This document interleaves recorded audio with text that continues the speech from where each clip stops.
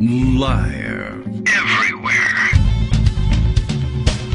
On netrootsradio.com.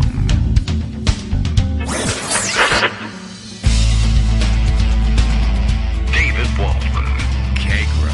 In the morning. Now, here's David Waldman. Hey, good morning, everybody. How you doing? It is Monday, October 2nd, 2023. Time for another show, time for another month, time for another season, time for another fiscal year, time for another Supreme Court session, whatever. All sorts of things happening today. Is it meteorological fall now? Except I think September is actually meteorological fall. So, never mind that. Plenty of other things to catch up on. There's a government. That's good news. I guess that's good, and yay for that. You are probably already still writing fiscal year 2023 on your treasury checks. Time to switch over and get it right. Okay, let's see. What other things are on tap for today? Oh, yes, it being October, as I said in the Morning Post, it is now time for us to switch over to pumpkin spice Greg Dworkin for the season. I don't know if he was expecting that or not, but I think that's constitutionally mandated. As are other things. This all despite the fact that it is still near 80 degrees in our area. Anyway, it's not bad. It's quite pleasant.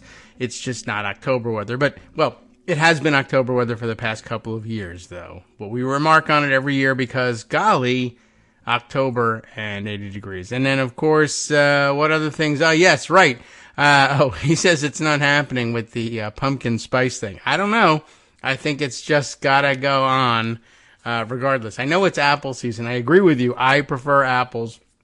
And I really actually don't like pumpkin spice. I don't love pumpkin pie, as a matter of fact. Sweet potato pie, in my view, much better than pumpkin pie. But not everybody gets sweet potato pie supplied to them quite as easily as, I guess, perhaps as we do. But who knows? At any rate, I think the other constitutionally mandated thing was that, yes, the government is open, but only for a short time. And part of the deal is it's now the Spirit Halloween United States government for the next month. And then after that, it could go back to being closed again. So we'll investigate exactly what happened in order to keep the government open. I missed most of it. It was family weekend at college boy number 2. You remember high school boy who used to have to race to make the bus every time. Now college boy number 2. And so family weekend duties took us away. And I didn't get to watch quite as much of what went on as I would ordinarily have assigned myself to do. But we can unravel things. There was some interesting back and forth. Honestly, it looks like in all the wackiness and confusion, despite the fact that Kevin McCarthy is lying wildly about what happened, lots of people are misleading one another about what happened. That frequently happens in a last-minute rush to keep the government open. But there are some things to untangle and unravel. But it looks to me, as my initial reading here, that like the House, in all the confusion, may actually have jammed the Senate for the first time in a million years, and forced the Senate to hang around and wait for the House-passed version to be served up to them. Ordinarily, the Senate serves up, this is what you're going to get, and then they take off for the weekend, and they say, if the government shutdown is coming, that's on you. Either take what we've left for you or face a shutdown. But this time, the Senate actually hung around and waited for a revised House bill to be handed over to them. So we can read through the details. Also, lots of opportunity to do just a quick constitutional explainer. Although, as it turns out, there's some technicalities involved, depending on exactly what people meant when they were complaining over the weekend about, if the government shuts down, it's not fair because everybody else gets screwed, but Congress still gets paid. And I know that's a perennial worry and a perennial point of contention, but also a perennial teaching opportunity, just in case you haven't run into this yet. I don't see how you could have avoided it on this show, unless we just never, I don't know. We must have talked about it at some point, but congressional pay is constitutionally mandated. That's the reason why, even if there's a government shutdown, Congress continues to get paid. And it probably never made a great deal of sense to anybody, but if you explained it like, okay, if they're willing to be open to the explanation, sometimes they'd say fine. But now I think it comes into stark relief. But the reason it's constitutionally mandated is that, well, for one thing, Greg wants to know about it, so we'll tell him about it. But I feel forced to greet him this way. I know this disappoints you greatly, but you are, in fact, I mean, we're contractually obligated to call you Pumpkin Spice Greg Dworkin for the month of October. I didn't know if I told you about that, but we got paid a huge amount of money. We didn't. And we can abandon it immediately. You're not a pumpkin spice fan, Greg? Not really. I mean, does that mean that I should have taken is that why deal. Halloween's scary? Because pumpkin yes, spice? because it's coming, and it doesn't leave until after Thanksgiving, which is amazing too. Because, well, pumpkin pie, etc. I'm not a big pumpkin spice fan. I like carving honestly. them, but I don't particularly like eating them. No. Pumpkin seeds are okay. Yes. Oh, I like those. But well, call you pumpkin seed, Greg Dworkin. I think that should be allowed. Anyway, yeah, pumpkin spice everything. We're going to talk a lot about freshener. The Senate and the House in terms of what happened. All right, what's going to happen because McCarthy's job is at risk, sorta. Okay. I mean, I'll he's make not a going to note lose about his job getting back over to the this. money. He's just going to get severely weakened, which is really difficult because he's already severely weakened. Right. Well, you know, if you keep going halfway, you never make it there. Yeah, you know, so he'll still be speaker at the end. You know, he'll just be able to pass everything with one vote, his own. I mean, that's really where this is going. Yeah, right. You know, but, you know, it'll happen. If it works, it works. Anyway, let's start with some other stuff because there's just a lot of other stuff going on. I just want to make sure we don't forget about it. Oh, all right. Well, I will forget about the congressional pay. I'll get to it tomorrow. The thing about congressional pay is that it may be mandated for the Congress critters to get Yes. paid, but their staff, that's another story. Right. That's not in there. That's true. Everybody else does get screwed, and it's not quite their fault, but they definitely are up to some tricks. I volunteered to do this at low pay is. and long working hours so that I could not get paid. Right. Congratulations. What a great life choice. Yeah, and if you try to go to law school, you're fired. You know. So the thing is that, you know, they brought this on themselves. But let's start with something a little more close to home, which is to say I live in Connecticut and New York is closer than D.C. All right. Not for you, but for me. And let's talk about what's happening in New York. And in New York, the Trump fraud trial begins today. Not the summary judgment. No, that happened. That happened last week. But that same judge and that same case is now on trial for the rest of it. And that's where they determine, do we just, I mean, we already know he's guilty, but do we determine that, wink.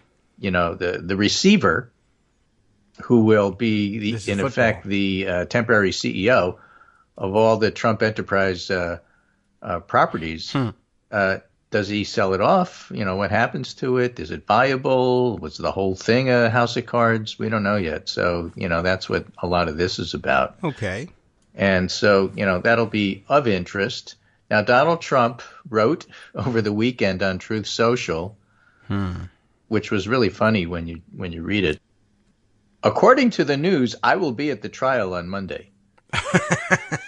All right. Like, you don't know where you are unless you read it in the news? That's pretty cool. Yeah, he likes that. And Michael Cohen, the litigant Michael Cohen, the guilty party Michael Cohen, all right, is going to be a witness, but he's not sure Trump's going to show up.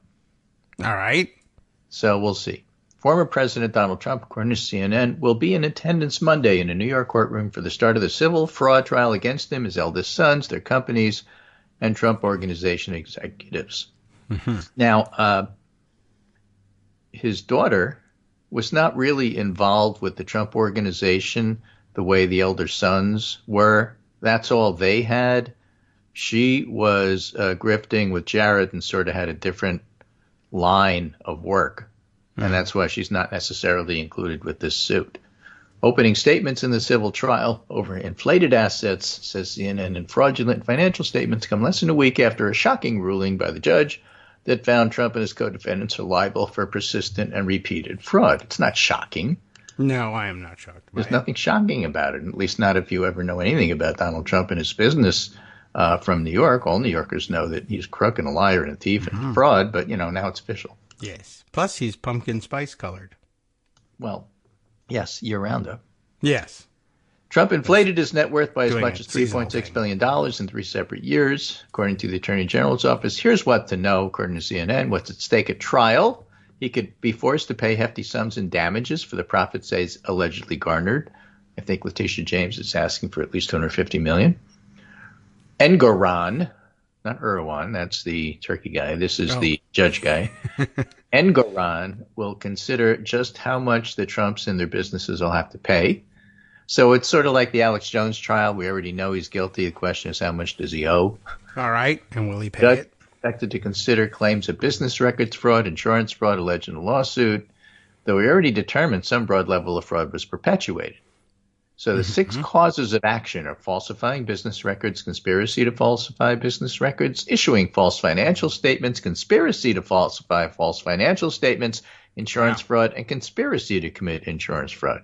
So it's falsifying business records, false financial statements, and insurance fraud, and then conspiracy to do same. And that's how you rope in the Sons and Alan Weisselberg.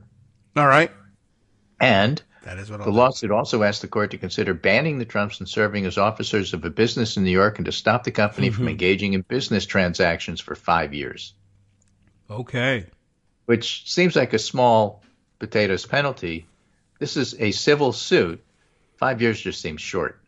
Yeah, I mean, that might be the rest of his life, but yeah, they could draw it out a little bit more. But I guess I don't know. I don't know why only 5 years. Now he had a lawyer. Like this. Trump did that he probably didn't pay, but wasn't very good. Right. Aileen Baba, I think that one.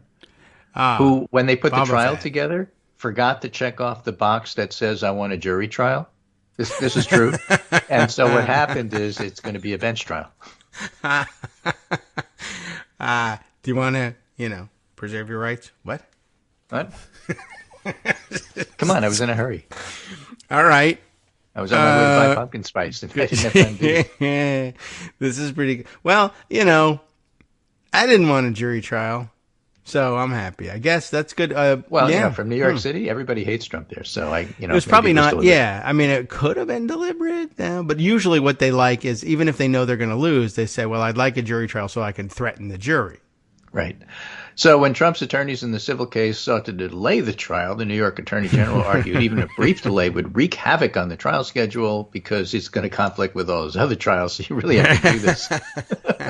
Right. I mean, this is great stuff. Yeah. Plus, you lose out on the pumpkin spice money. I like having my name in the paper all the time. Every paper, 5 times. Okay. In every article. Okay. So he's got 4 criminal indictments handed down this year, other civil litigation, a second go-round with writer E. Jean Carroll, which is going to happen in January. Trump's already found liable for defamation, with Carroll can waive his appearance at that civil trial, but it's not clear that he will, and it's not clear that he won't. We'll have to wait and see what the news reports so that Trump can decide what he's doing. Because apparently Trump decides what he's doing based on what the news reports say he's doing. Okay. The news reports say I'm going to be at this trial. I'm not sure I am, but according to the news I am, so I guess maybe I am. Yeah, or I hate that newspaper. I want to make them wrong, so I'm not going. And then I'll double-cross them by going, and that'll fool them. That way. Yeah, I mean, dumb stuff, but there it is. So there's that. That's happening. Didn't want to forget about that. All right. Gavin Newsom promised to appoint a black woman to fill Dianne Feinstein's seat. Oh. And he did. Oh. This morning. Oh, he appointed. He appointed somebody. Okay, he already promised it earlier. Okay, great. He taps Emily's list leader to fill Feinstein's Senate seat. 3 other Democrats in the House are vying to permanently fill the seat, but for now, it's going to be Laphonza Butler. Laphonza Butler is a really interesting character. All right. First of all, she runs Emily's list. That's pretty good. Secondly, she was, I think, the head of one of the SEIU locals in California, which represents nursing homes and healthcare workers. Ah, okay. And is, I read somewhere, the largest union in California. All right. So she's a union gal. Well, that's very popular right now. Close advisor Good news. to Vice President Harris. Okay. Right? That makes sense. Black lesbian. I mean, very interesting character in a lot of different ways. And what happens to her in regard to the political scene down the road is unclear. I'm sure that the three people who are announced running for that seat, which is to say Adam Schiff and Katie Porter and Barbara Lee, are not happy that they themselves weren't picked, but I think they all expected not to be picked because basically Gavin Newsom didn't want to favor anybody over anybody else. I could see that. Newsom is part of the San Francisco cabal, with Pelosi, Feinstein, Northern California, very different than Southern California where Katie Porter is at. Okay. Schiff is from Northern California, so he would have been favored amongst the group there. He's not a black woman. But he's not a black woman, and Gavin Newsom didn't want to give him a leg up. Yeah. Even though he's leading Barbara in the Lee polls. is. But still, yeah, okay. So, so he did what he said he was going to do. Now, Butler has deep ties to the labor movement after decades working in a variety of roles, says the Washington Post. Before heading Emily's List, the fundraising powerhouse group that has worked to support Democratic women up and down the ballot, she served as the president of SEIU Local 2015, a union that represented 325,000 nursing home and home care workers throughout California, and previously served as an SIU international vice president and headed SEIU United Long-Term Care Workers. She's worked closely with advisors to Newsom, and so she's got a lot of political connections. Wow, I can't believe they used somebody like that for the United States Senate. Laphonza has posted publicly about her pride in becoming the first black lesbian to serve as president of Emily's List. When she's sworn in, she will join a small but growing number of members of Congress who identify as lesbian, gay, or bisexual, including Tammy Baldwin, Kristen Sinema. And with the appointment, Newsom, who's widely viewed as a future White House contender, fulfilled the promise he made in 2021 to appoint a black woman to the chamber, which, he sort of had to do politically after appointing Alice Padilla to fill Harris's seat. But California is a very diverse state with a lot of different people, a lot of different constituencies to support, manage, however you want to put it. Reminds me a lot of being the mayor of New York. Whatever you do is going to make somebody unhappy. But this particular pick seems to be hitting the sweet spot. Okay. Sounds good. I did see the other day, in all these maneuvers, he did make his pledge, so I was pretty sure he would stick to that one. And then there was, I guess the later development was, I'm not necessarily going to demand that the person I put there be merely a placeholder. If they want to run for the seat, he just said the other day, if they want to run, they can. Yeah, so, I don't know whether that's really in the offing or not. I guess we'll find out. And I don't know. Then I saw something in my email this morning. I think a Republican selling themselves as a super genius analyst and why it wanted to be on everybody's show. Why Gavin Newsom is going to appoint himself to the seat. I thought it could be a new thing for him to say I'm a black woman, but that I think was too much of a shock for everybody to absorb. But I either that guy didn't hear about it or he's just a lunatic. I think it's the latter. I didn't see who it was, but you get these pitches. You do. Well, it's a good opportunity to talk about who she is replacing just a little bit. All right, let's do that. Dianne Feinstein is known for a lot of different things, and some of our younger folks may just remember her from the last few years, which would be too bad. Bush, because she has quite a legacy, and on the Pundit Roundup today, I mentioned a couple of them. Marcy Wheeler mentioned one, which is worth remembering, and that is documenting CIA torture, which she did over the objection of the Obama administration. Yes. Because it was embarrassing. But she insisted that whatever committee she was on, SSCI chair. Intelligence, yes. Intelligence.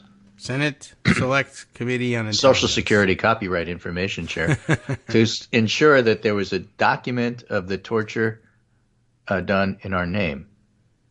Well, all and right, that thank legacy deserves respect, Marcy writes.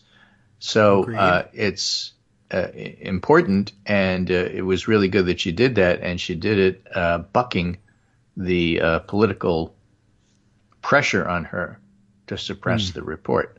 Now, before that, she got to the Senate on the strength of her performance as a politician in San Francisco back in the day. She was the one that discovered Harvey Milk and George Moscone, the mayor, having been shot to death.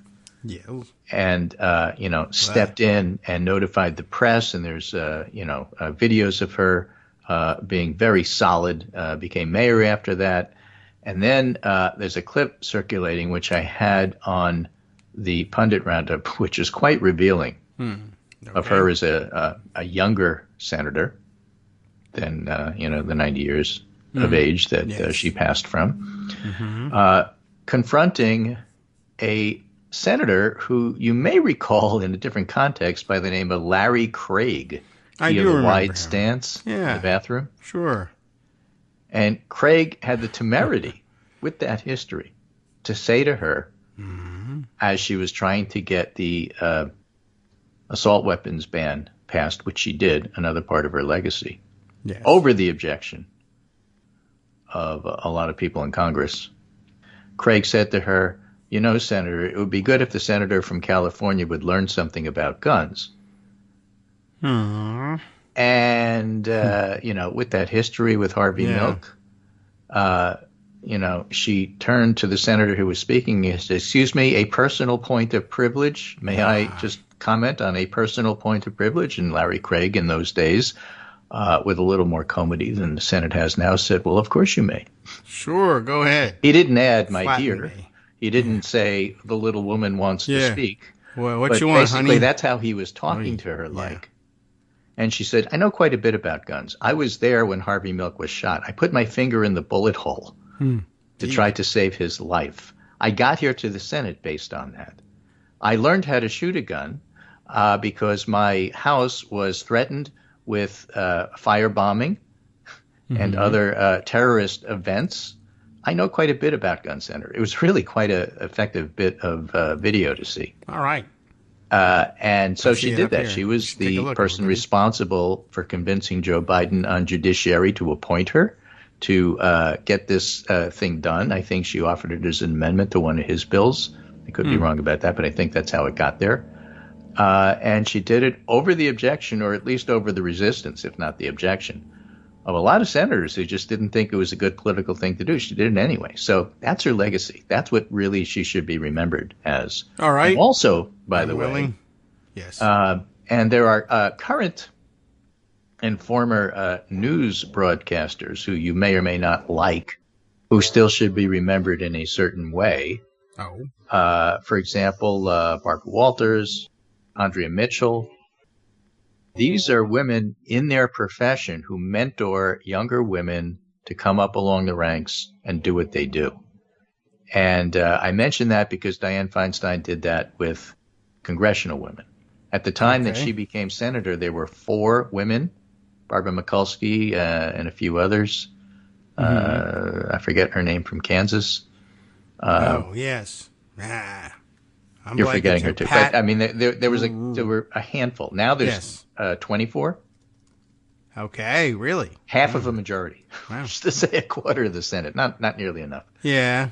Or as Ruth Bader Ginsburg used to say, the correct number of women to be in a particular position should be 100%, or at least 100% chance of being able to fill those seats.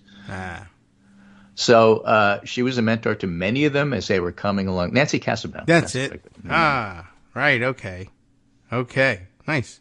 And Barbara Mikulski herself, and then there was one other who wasn't nearly of note as much in terms of making news, but important to be there and important to be a trailblazer. So they all ought to get credit, and I just can't remember the 4th person's name. Dang. Well, I'll see. So she was also a mentor to many congressional women, and that she should be remembered for that, the torture report, the assault weapons ban, and the way she addressed Congress with all of this. It's all there, and I have it, in the Pundit Roundup. So I think, if you have the opportunity, please go take a look at it. I'm going to send you the video, which is roundup. I don't know how long. It's a C-SPAN. Thanks for C-SPAN for capturing it. Mm-hmm. But again, I think she ought to be, remembered for the incredible things that she did, and not just the last couple of years of her life. Yeah. All right. Well, that seems reasonable to open up the review period a little bit. I know a lot of people were a little worried about what her legacy might be, but it would take a few days until all of the obits and obit writers rounded up all of that good stuff and presented it to us. I'm trying to think of who else was in the Senate. What time period was this that she said this? Or that she was talking about or they mentioned 4 women in the Senate. Yeah, I'll look it up while the break comes. But okay, I wonder Carol if you Mosley have the opportunity Braun? to play that Feinstein-Craig tape. It's 57 seconds. Oh, and all it's really very, very good. I sent it to you. It's the last thing I sent you on YouTube. Yes, I can't find it now, not the time, because we're facing the break. But I think I can spend the break queuing it. Yeah, well, that's what I thought. Okay, that's why I sent it now. All right, very good. Well, let's see. We don't have time to do it, and the music will just interrupt it in a few minutes. But okay, we'll see if we can figure out over the break who the 4th senator was that we've been missing this whole time. It's you got to call up some distant memories at this point. But okay, we'll see if we can't figure that out and bring it forward. But Nancy Kassebaum, that was good. That's true. That's the right call. Okay, well, we'll be right back with the pumpkin spice answer to that trivia question. Maybe, possibly, or possibly Jocelyn not. Burdick from North Dakota. Well, okay. That does seem rather obscure. Hi, everybody. It's me, David Waldman. Yes, the same guy who interrupts you all the time. Interrupting you one more time just to tell you again, another reminder that your contributions are what keep this show on the air, and Patreon.com, Patreon.com, is still among the easiest ways to make the sustaining subscription donations that keep us afloat. Are you ready for the pep talk about how our Patreon campaign is still going strong and growing? Well, too bad. Yeah, the plain fact is we actually are headed in the wrong direction, and whereas we once had about 175 monthly patrons, we're now actually down below 150. Time to recruit some more. Not exactly the kind of news I wanted to share, but there it is. For those of you in a position to support the show, Patreon.com does make it easy to make those secure, recurring monthly contributions to do so. Patreon.com/KagroX gets you straight to our donation page. We've been through a lot together. The worst of the pandemic, we hope. The worst of the insurrection, we hope. So go ahead and treat yourself. You don't need an excuse. Give yourself the gift of a little something you enjoy in life. Support the show. And of course, if you happen to prefer using PayPal or even the Square Cash app, we're up and running on those options too. So thanks again, everyone, for all your support. We couldn't, or at least shouldn't, do it without you. Hope you'll be on board soon too. Thanks for all your support.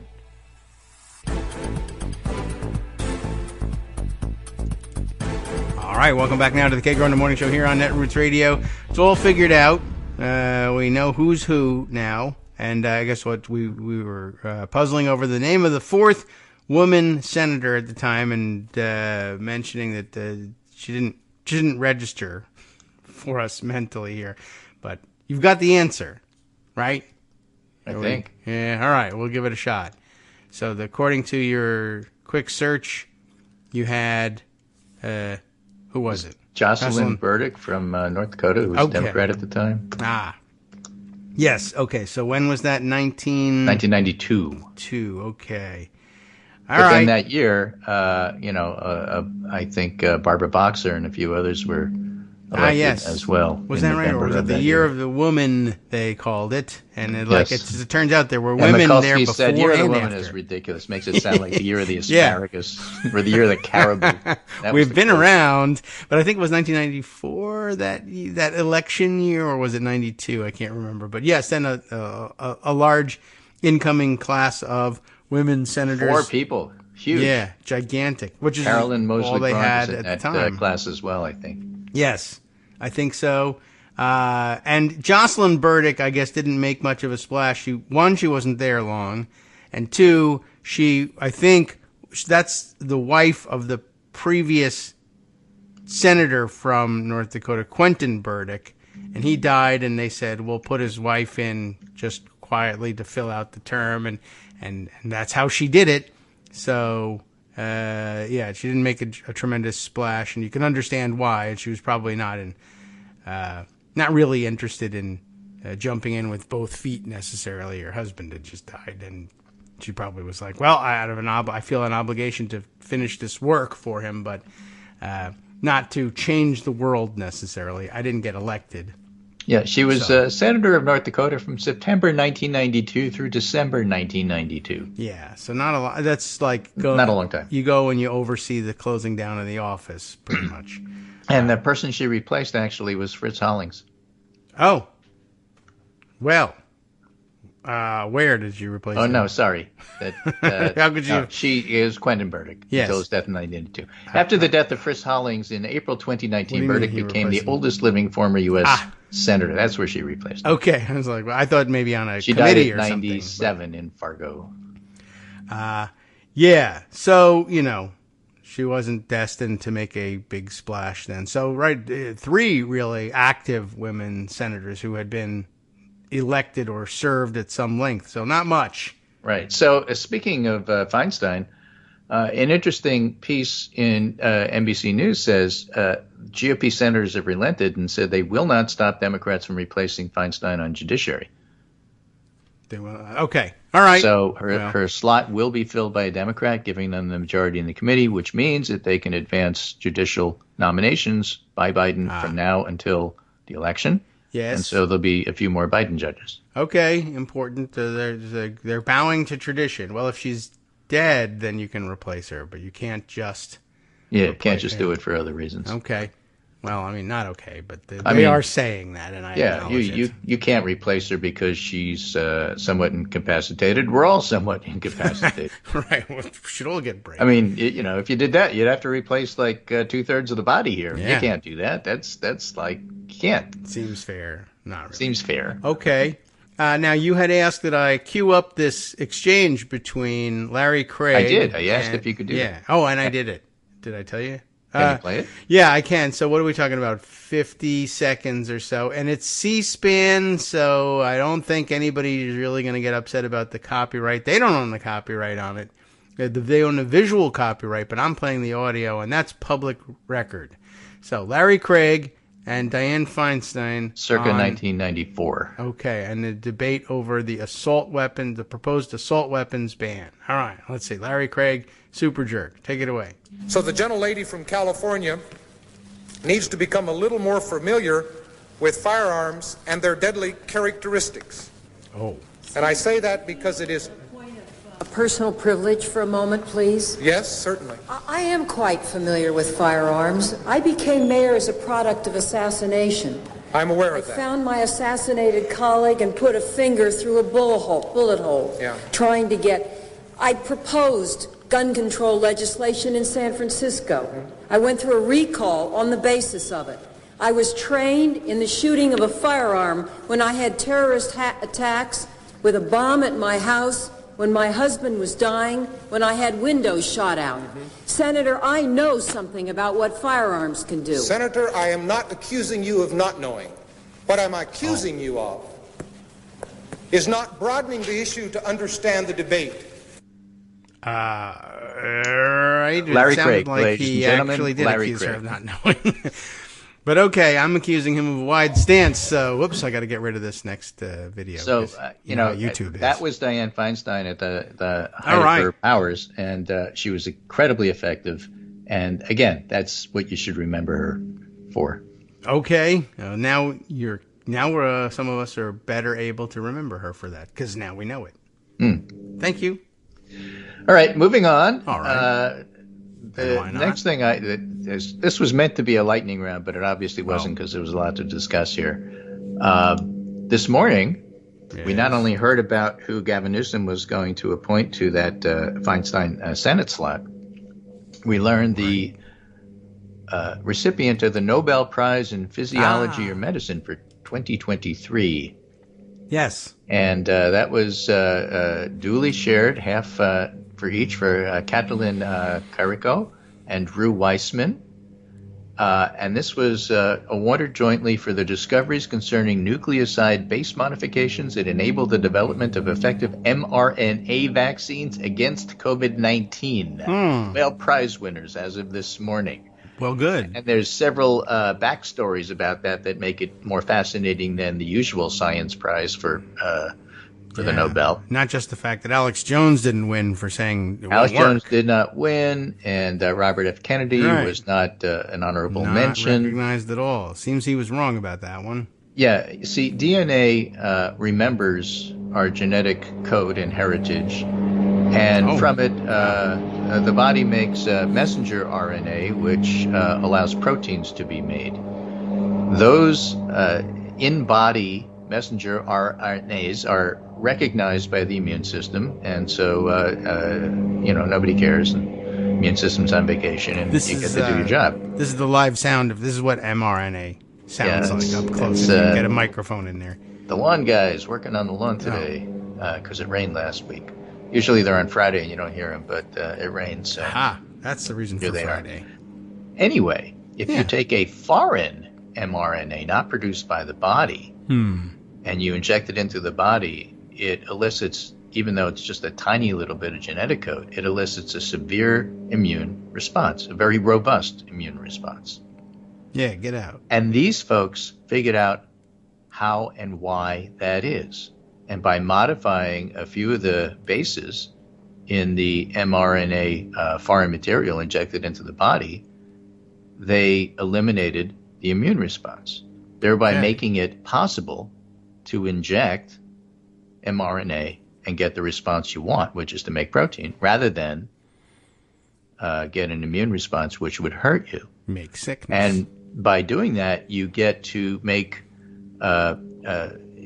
immune response to specific proteins and not the whole virus. So that's the system that was important, because if you're trying to make a whole virus as part of a vaccine, you have to do cell cultures, and it takes, as we used to say in Brooklyn, forever.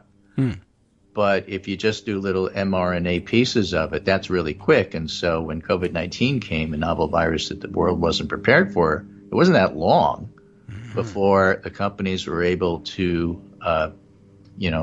brew up a vaccine that worked. And that's what they won the prize for. And that's only half of the interesting backstory. Right. The other half of the interesting backstory is that this woman, Katalin Kariko, was a dedicated scientist who didn't much care about things like grant writing. She wasn't that good at it.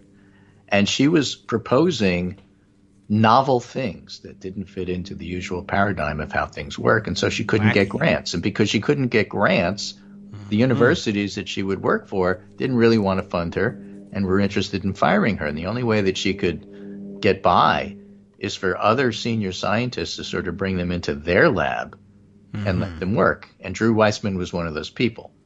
And they worked together, and so they both deserved the prize. But the point is that this was a woman who really couldn't get funding because what she was proposing was simply too novel. It wasn't mundane. It didn't fit in with the usual paradigms.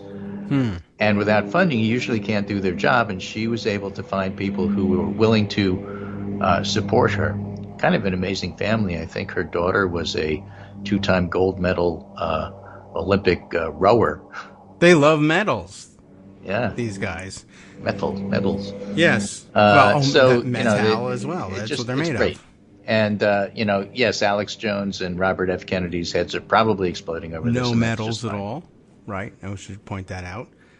0 medals to their credit. So I'm going to go with the medaling family. We'll hear about other Nobel Prizes over the next week or so. But that's the big one. I thought that was really quite interesting. Yeah. A lot of you are alive to hear the news because of their work. And then perhaps last in the lightning round style part of today's news. Okay. I just thought this was very funny. I don't usually do sports and all of that. But Mike Gerke pointed out that Taylor Swift, as you may have heard, is, as we used to say, going out with an NFL player. Yes, right. They're dating. That's what I heard. So she went to the Jets-Chiefs games, and the Jets played really well, and the Chiefs only won 23-20. But she was happy. And Mike Gerke pointed out the NFL getting Taylor Swift and trading her for Dan Snyder probably will go down as the best trade in sports history. I didn't realize that was the deal. I would have authorized that a long time ago. Well, thanks to Dan Snyder, although let's just say interest in the Washington team and the NFL in general was waning. But now that Taylor Swift's involved, viewership has gone up. Her boyfriend's jersey is selling really well. Who is he? And people are registering to vote. Who is the boyfriend? I don't know. Is he on the Chiefs or the Jets? Kansas City Chiefs guy. All right. Okay. It's hard to get anybody to date the Jets, honestly. But okay. That makes some sense. Well, that was what people were saying. People, the Jet quarterback was playing so well yesterday against the Super Bowl champions that Taylor Swift may wind up dating him. You never know. These things are volatile. But okay. Yeah, I had heard the other day that she was dating somebody and that Travis Kelce. Yeah. And that people were like upset that the guy calling the game, who was Ian Eagle, by the way, calling the game the last week and made some vague, well, not vague, a reference to one of her songs in calling a Chiefs touchdown. And I don't know, somebody got upset about that somehow, but it's a big deal now. Bigger than the Toy Story football game, which was also a very big story the other day for some reason. Right. So lots of fun things happening in the NFL, and as it turns out, all the people who want to boycott it because something, Colin Kaepernick, you sound like a bunch of angry grandpas now. Right. Anyway, let's get to the meat of the news, and that's the shutdown, non-shutdown. Oh, yes, right. The one that didn't happen. Yeah, so who cares, The one that puts McCarthy's job at risk. That's why people care. That part was fun. Right. So still happening. Unfortunately, we didn't get to the point where we had to vote on whether or not to accept or reject the previous question. I'm sorely disappointed. Yeah, that's pretty rare. But Molly Reynolds, as usual, was right. It didn't come to that. It was done the old-fashioned way. McCarthy said, I've tried everything. So at the last minute, literally the last minute, I've tried everything. There are people in my Republican conference that simply don't want to see anything passed and want the government shut down. I need to be the adult in the room. So I will open the floor for Democrats to help support this. And they did, and it passed. And immediately after doing so, Matt Gaetz said, well, I'm going to propose a resolution to vacate the chair. Right. It's not a motion, it's a resolution. But that's okay. That could come as soon as today. And Gaetz said over the weekend, I'm going to do it. I may not win. Right. Which is the part I want to discuss. But Punchbowl News actually had a pretty good summary of all of that. Now, for some reason, the Washington Post and the New York Times were covering this in a shocking turn of events. It wasn't shocking at all. We've talked for weeks about the fact that this was the only possible resolution. And the only question was, what was the timing? Would it take the threat of a government shutdown? Would it take a week's worth of a government shutdown? How long would it take before McCarthy said, okay, I can't do this any other way. I'm going to have to involve Democrats. And in this particular case, it happened sooner rather than later. So not shocking at all. What Punchbowl News wrote is, we can say the following. Number one, McCarthy doesn't want his career to end at Matt Gaetz's hands. Now, this is one of those situations where I usually make fun of them. But being a spokesperson for McCarthy and using access journalism to get all your stories, mostly from the Republican point of view, is actually helpful this morning. Well, they're making the stories. McCarthy doesn't want his career to end at Gaetz's hands. The Speaker's friends think Gaetz isn't fit to serve in Congress, much less have a say in who's Speaker. Okay, I agree. Number two, McCarthy has, and there's 8 things. Point number 2, McCarthy has about 200 solid GOP votes he can count on. No one else in the Republican conference can match that at this moment, and that could change, but it's a reality. So people look at this and saying, well, McCarthy's job is in jeopardy. It's not really, at least not yet. He's going to win whatever happens here. Okay. But at a price. Votes. That's really the point. In other words, everything will weaken him. And if Gates says, well, I'm just going to offer up the same resolution every week, people are going to get tired of supporting McCarthy. And yes. As my pundit roundup title was, and this is a direct quote, we're tired of effing around with these whack jobs. Don Bacon, Republican, Nebraska. Oh, well, I don't believe you, but okay. Tired, yes, but what are you going to do about it, I guess is the real question. Right. So, number 3, the universe of potential yes votes for ousting McCarthy is small, about 20 to 30. So the lobbying effort is narrow but very intense. Number 4, Gates is unmovable. There's nothing McCarthy can offer him to go away. Number 5, you should expect McCarthy's allies to move against Gates. If the Ethics Committee sanctions Gates, the pro-McCarthy faction will blow this up. In fact, Newt Gingrich is advocating this. Oh. George Santos, but Gates, you got to throw him out. Well, I don't think you can, but all right. Well, you can. I mean, they can do whatever they want, if they have enough votes. Well, that's the problem. I don't know what kind of voting they're going to get. Right. House Republicans and Democrats, too, don't want to undergo the chaos of an extended floor fight over the speakership. January's debacle is seared in everybody's memory. Number 7, if McCarthy gets Democrats to back him in some way, Gates and his supporters will say the speaker bought them off. The House Republican Conference could become even more unstable. And number 8, House Majority Leader Steve Scalise and House Majority Whip Tom Emmer aren't taking part in the effort to defeat the Gates motion. McCarthy's relying more on close allies, including McHenry and Graves. That's because Scalise and Emmer stand in line to be Speaker if McCarthy should fall. So naturally, they're not going to want their fingerprints on it one way or the other. Right, and they're not going to. They don't want to stop it because they want to be Speaker. They don't want to abet it because they don't want to be seen as Brutus. Mm-hmm. And it would be very easy to have that happen. And, yes, that's very, very straightforward. But so the interesting play here really is on the Democratic side, which this doesn't really talk about very much because it's basically a Republican gossip sheet. Yeah. But they point out key members of the Problem Solvers Caucus and the Blue Dog Coalition, the centrist Democrats most likely to help McCarthy, hadn't heard from the Speaker's team. They're not free agents here. Hakeem Jeffries will have to decide how to respond to all of this. Yes. So the question is, do they vote to support McCarthy? I doubt that. They hate McCarthy. They hate Gates more, but they hate McCarthy because he's a liar and you can't trust him.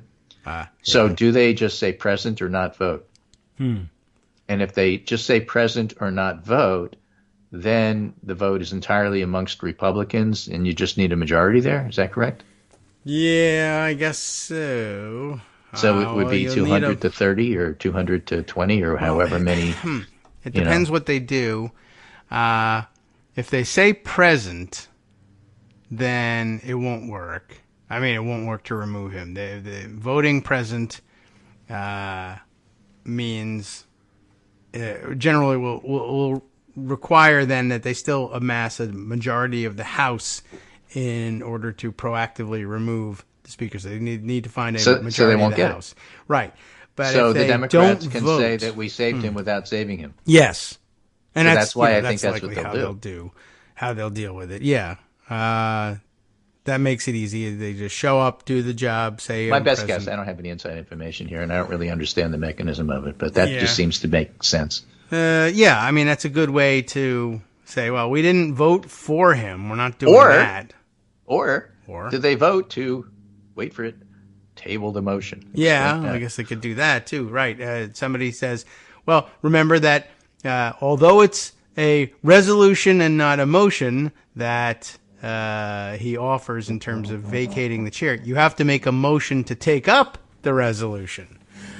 So he would move to consider that resolution and get it on the floor, but somebody else could say, well, I move to table the resolution. That is to say, set it aside indefinitely and essentially kill it without voting on it. That would likely be a Republican who would make that motion, and Democrats could vote for a motion to table. That's not necessarily a vote affirmatively for McCarthy to be Speaker, but it is a vote to get that stupid thing out of here already, so we don't have to deal with it anymore. That seems like a less divisive way to avoid the question. Yes. At least in terms of keeping the Republican conference together.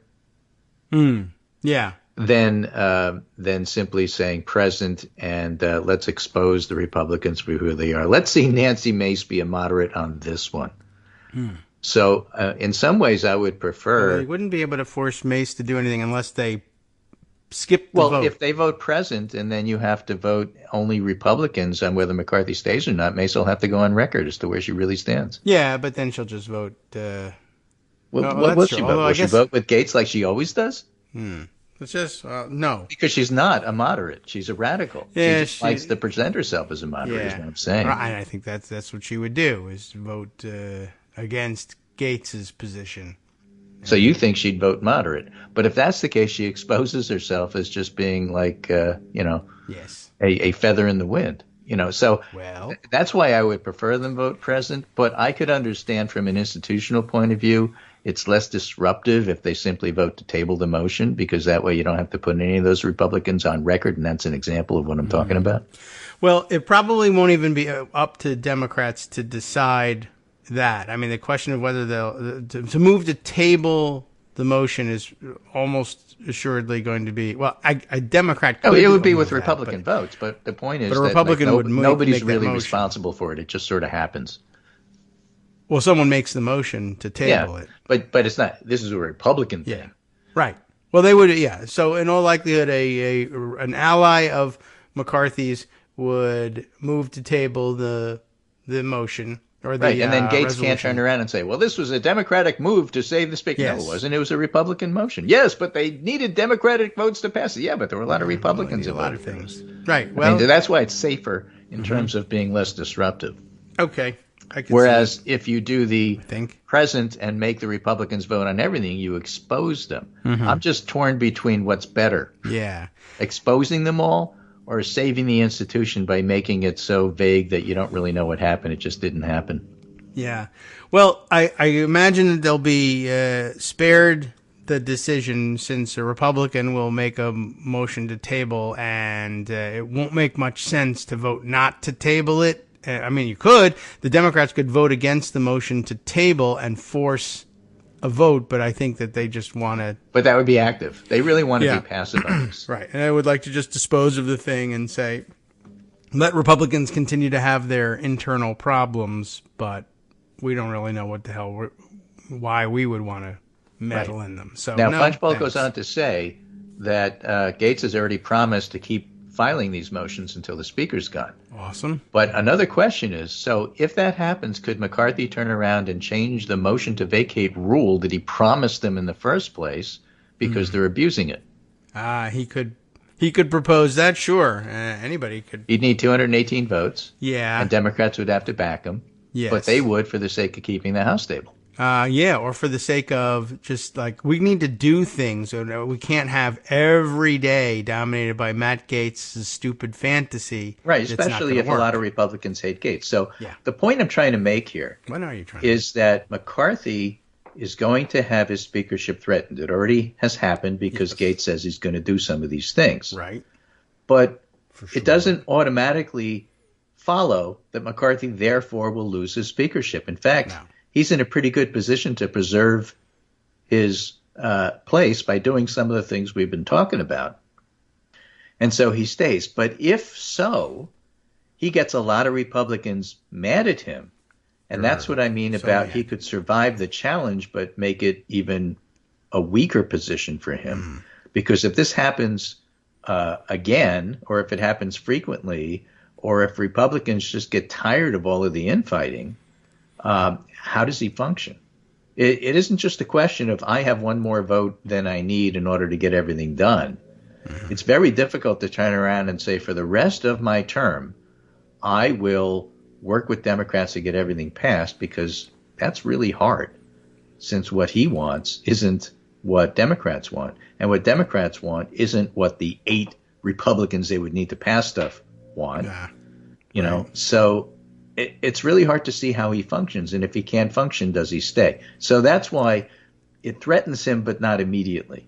Mm-hmm. What it really threatens is that he'll figure out some parliamentary way to survive this, probably table the motion, possibly, let Democrats vote present.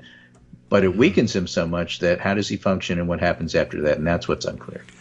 Yeah. Well, we'll have to see how he deals with it. He also will have done himself no favors, by the way, so, in attacking the Democrats that he needs to help tamp down on this stuff by spending time over the weekend saying, the Democrats tried to shut down the government and I had to save it, and being called out right there at the interview. That didn't work. He said that to Margaret Brennan on CBS, and she laughed at him. Yeah. And said that doesn't make any sense. The Democrats are the ones that voted to keep it open, and she was laughing as she was saying it, and it was really embarrassing for McCarthy. Yeah.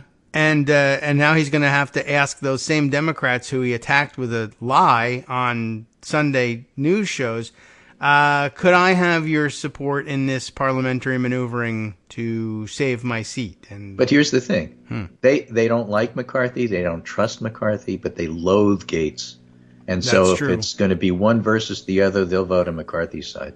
They don't want chaos. Yeah. No, it doesn't do anything. I mean, voting for, even if they loved Gates can't accomplish what it is he wants here. And no matter what Democrats do, and this is a point Liam Donovan brought up, they can't make Hakeem Jeffries Speaker. No. And they can't force the Republicans, in order to save McCarthy, to come to some power sharing agreement. It doesn't work like that. No, they have to have more numbers than that. That's the only way it works.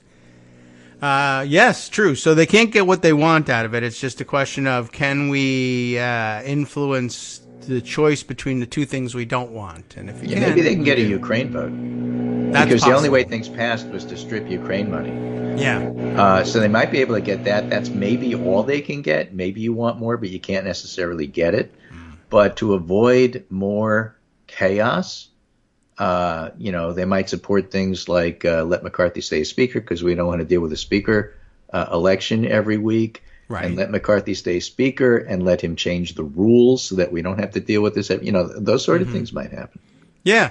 And I think there'd be some considerable Democratic support for changing the rules, mostly because remember that rule was a huge sop to Matt Gaetz and murdery Trader Green and we the said like. At the time, he's throwing away his speakership. It's going to take a while to see it. And now we see it. That was their reward. And you mean, I can vote to take away the thing that they granted him? It only takes one person to do this. Yes, I'll vote for that. Sure, why not? Okay, very good. Well, we'll check in again Wednesday to see whether chaos has ensued.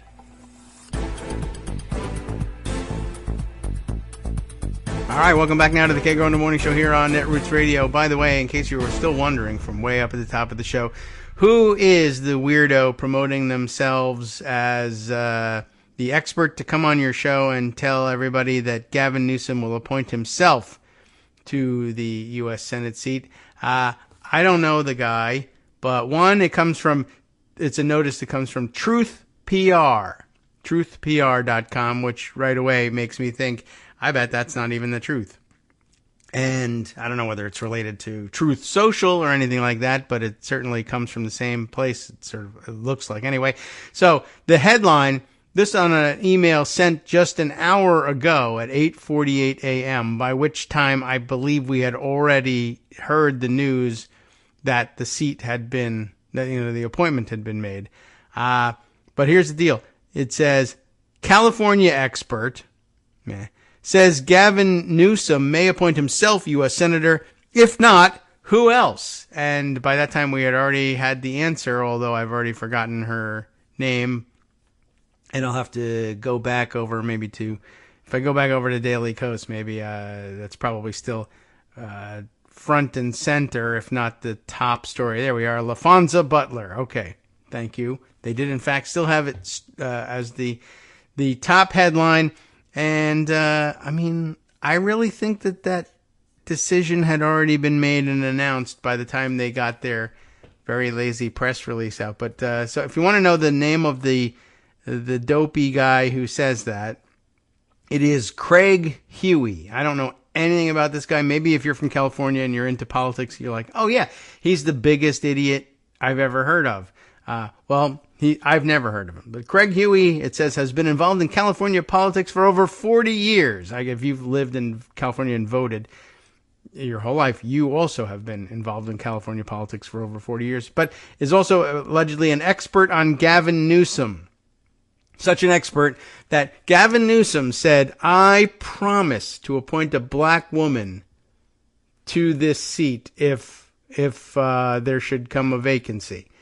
And Craig Huey said, I know Gavin Newsom better than Gavin Newsom knows himself. He's going to appoint himself, not a black woman, to this seat instead, despite the fact that there's been this overt pledge. What an expert he is. Having studied Gavin Newsom, it says here, since he ran for mayor of San Francisco, including his policies and his thinking, Craig Huey believes that Gavin Newsom is in immense turmoil over a decision to appoint himself as U.S. Senator versus other possible candidates to replace Senator Dianne Feinstein. For a controversial insider's view of what's going on in Gavin Newsom's mind and California's next U.S. Senator, please contact me, not Huey, but his Truth PR agent, who is Jackie at truthpr.com. I don't know who Jackie is or what her surname might be, but I guess she represents weirdos. Here's some more information that tells us, I guess, a little bit about Craig Huey. He's a political commentator and author of The Huey Report, which is, I guess, almost entirely wrong. And let's see, a few of some other headlines and then down here about Craig Huey. Craig Huey is a speaker and the author of 5 books, all incorrect, including America in Crisis, the 12 Greatest Dangers to Your Prosperity, Freedom, and Future, if you wanted to know about where he's coming from. Let's see, 15, there's another one. Where does this one start? I don't know. But at any rate, 12 Greatest Dangers to Your Prosperity, a roadmap to understanding the escalating chaos and reclaiming the American dream. I guess this one here is the comma, and this is the next book. The Deep State, 15 Surprising Dangers You Should Know, and also another book, The Christian Voter, How to Vote For, Not Against, Your Values to Transform Culture and Politics. And so this political genius should be advising you on how to be voting, because he was the guy who hired Jackie Jones of Truth PR to email the world after, I have to go back, after Laphonza Butler had already been named to the Senate seat, that, yes, I want you to splash all over the PR world that I am predicting that Gavin Newsom will name himself, when by the time they open this email, I will already have been proven wrong. Nothing stops these guys. And here I can use this as a launching pad for another Patreon funding drive. There's a guy out there who has enough money to hire a PR firm, and he doesn't even care that the PR firm is sending out demonstrably incorrect predictions that have already failed to promote him to be on everybody's radio show. That guy has the money to pay a PR agent. He has a suit and tie to pose in for a headshot, and it is unfair, the amount of money that goes into supporting the right-wing lunatics out there versus the amount that is available for liberal commentators like myself, who, have some semblance of understanding of what's going on in the world, and would never waste your money hiring a PR firm to distribute a demonstrably incorrect prediction. I would say make sure that I have at least an hour between my prediction being made and being proven false. Okay. Well, anyway, let's see. Other things to discuss about the weekend's events. Yes, there was the government shutdown and the annual complaints, because it's an annual event, the government shutdown, or at least the threat of it, that, well, it's not fair that Congress gets paid during a shutdown. And I said it was constitutionally mandated, and so I kind of wanted to actually take you through that. Mind you, This is all constitutional interpretation, which means that I guess at some future point the Supreme Court could decide we've all been wrong about our understandings of these things and decide that the Congress shouldn't get paid despite what the Constitution says. But if funding lapses, why does Congress get paid? It's in Article 1, of course, that's the legislative branch article, and it is right up at the top of Section 6, Article 1, Section 6, Clause 1, I suppose that would make it, senators, or these senators and representatives shall, that's one of those words that has magic powers, shall receive a compensation for their services to be ascertained by law and paid out of the Treasury of the United States. And then there's, more about other stuff. But the interpretation of that shall receive has always been, well, that means it's automatic. It can't be stopped. Even when the government gets shut down, they shall receive that compensation. There's also at play, although I don't know whether it's been necessary in any of this interpretation, but there is also at play the 27th Amendment, the newest amendment to the Constitution, and yet one of the oldest proposed. It was part of the original offering along with the Bill of Rights back in 1789. Well, I guess maybe, I'm trying to think. Yeah, okay, I guess it did go along with the, but Congress submitted the text of the 27th Amendment to the states as part of the proposed Bill of Rights on September 25th, 1789. However, it was not ratified with the first 10 amendments, which became effective December 15th, 1791. The 27th Amendment was, in fact, finally ratified not until May 7th, 1992, when Michigan voted to ratify it. It was just hanging around that whole time. Not like the ERA, which had a time limit, allegedly, sent along with it, although it's argued that that was sort of preamble to the amendment and not actually text of the amendment, or that it shouldn't matter. And I guess a Supreme Court could decide to just say, well, we read it this way versus that way. But this one had no time limit, and for some reason it took until 1992 to ratify the thing. It is now currently the 27th Amendment, and it reads, only vaguely has to do with this, no law varying the compensation for services of the senators and representatives shall take effect until an election of representatives shall have intervened. So, those two things working in concert spell out what is currently understood to be the compensation regime for members of Congress. Article 1, Section 6 saying you shall receive that compensation, and the 27th Amendment outlining that compensation can't be changed for serving members of Congress in the middle of their term. There has to be a election held before a change in compensation can be made effective. So together, that's interpreted to mean that Congress must get paid no matter what happens. Now, you might say, well, isn't that convenient? Members of Congress who, not only write the laws that set their own salaries, but who are in charge, generally speaking, of the constitutional amendment process. I mean, it does come to the states and the state legislatures to be ratified, etc. But they're they're the most common, and in fact, so far only, I think, initiator of constitutional amendments that actually work anyway, and they only work very infrequently. And that they would guarantee themselves their salary. I guess you could look all the way back and say, look at these operators back in 1787, framing a constitution that included a guarantee of their salaries. But they were speaking from some experience. The Congress, the Continental Congress, had great difficulties in the past raising funds for operations, and it probably did at some point I don't really know offhand what the history was, but they probably did have some difficulty guaranteeing that they would be compensated for their services and receiving the pay when funds were tight. But not just in their view of the historical context during the time of the framing was this a good idea.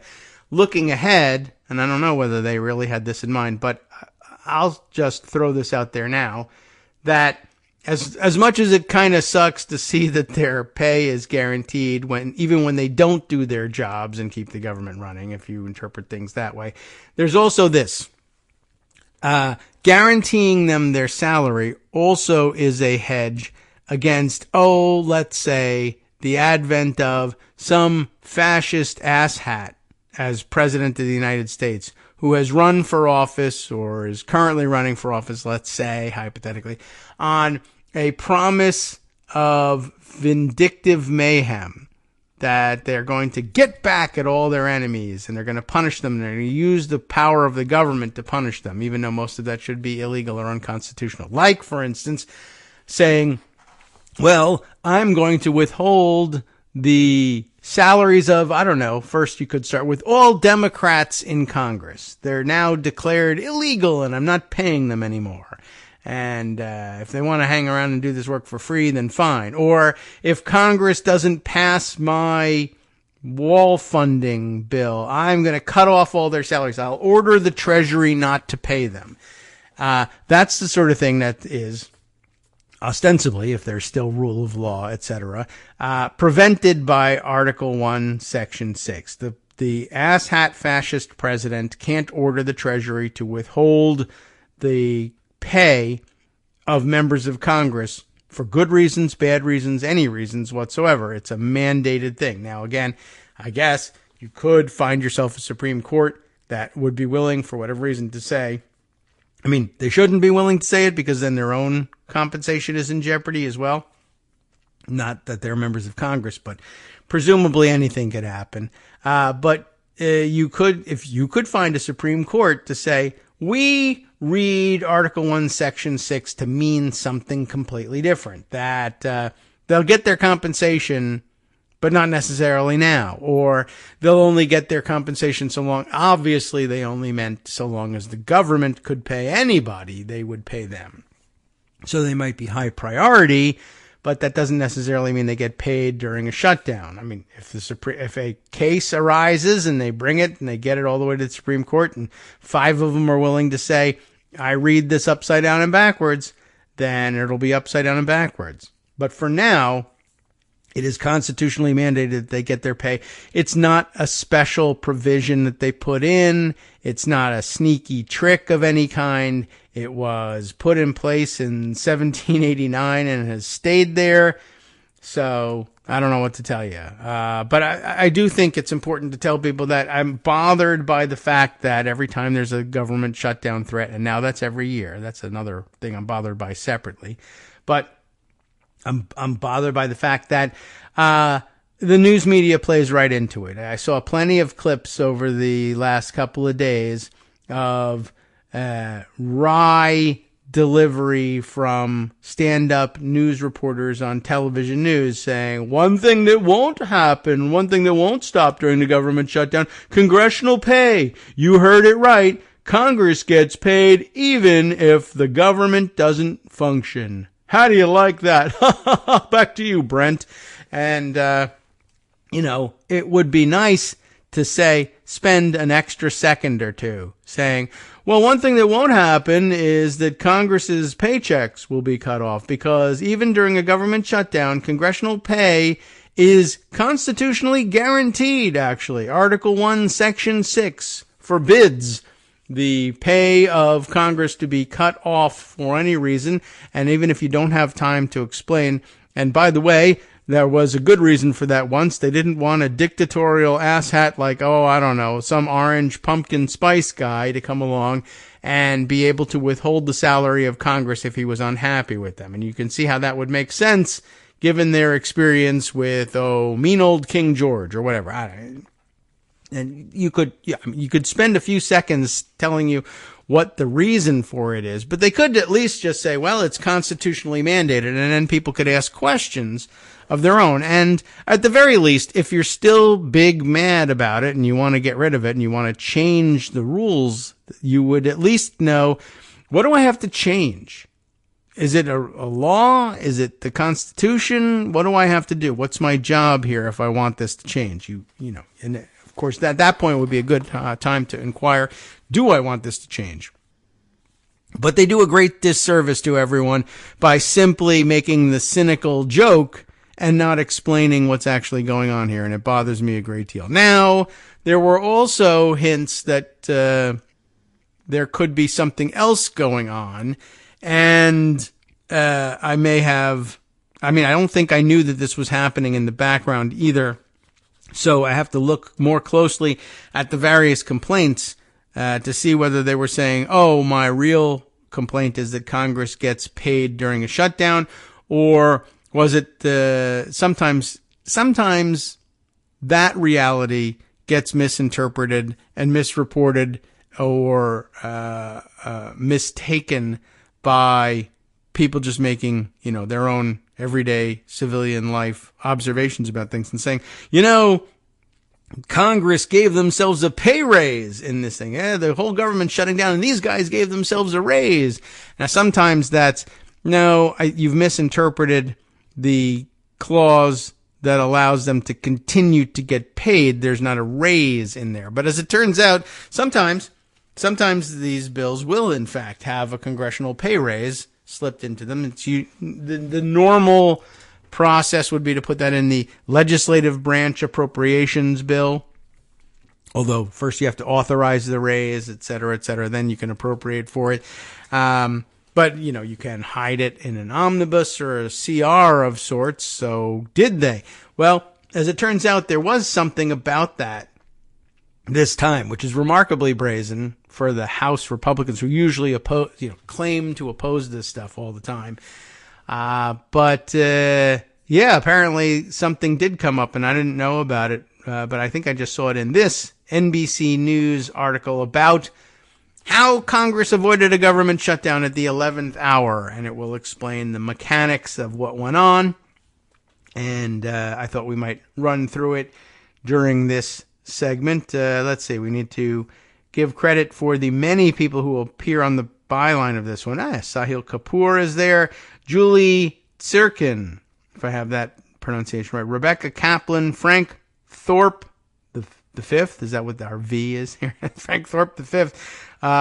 Scott Wong and Kyle Stewart get credit for this NBC News print article. The day began, I guess that would be Saturday, with a stunning turnaround by GOP House Speaker Kevin McCarthy, and then wound through twists and turns that involved a fire alarm. Yeah, we'll get to that one. And a last-minute hitch. So, what happened here? House Speaker Kevin McCarthy knew Friday night that if he wanted to stop the government from shutting down, he might have to do something he had avoided for months under pressure from far-right Republicans. He was going to have to rely on Democrats. Well, everybody knew that. We all knew that here. 8 minutes before midnight on Friday, with just a little more than 24 hours to figure out a way to keep funding the government, the Speaker quietly filed a new bill. Now, at a House GOP meeting in the morning, he made the shocking announcement that he would largely embrace bipartisan legislation in the Democratic-led Senate to help keep government open through November 17th, according to a source close to McCarthy. And so at this stage of the game, he's saying, I'll largely take what the Senate is giving me. I will let the Senate jam the House. But there was one catch. He would cut out aid for Ukraine while leaving in disaster relief right here at home. Lacking enough Republican votes, he made a wager that Democrats would rescue the bill. McCarthy's move was an act of defiance against the hardliners who strenuously opposed a short-term bill. They oppose any bill. Some, like Representative Matt Gaetz, even threatened to force a vote to overthrow him if he passed a bill with Democratic votes. which is an amazing thing.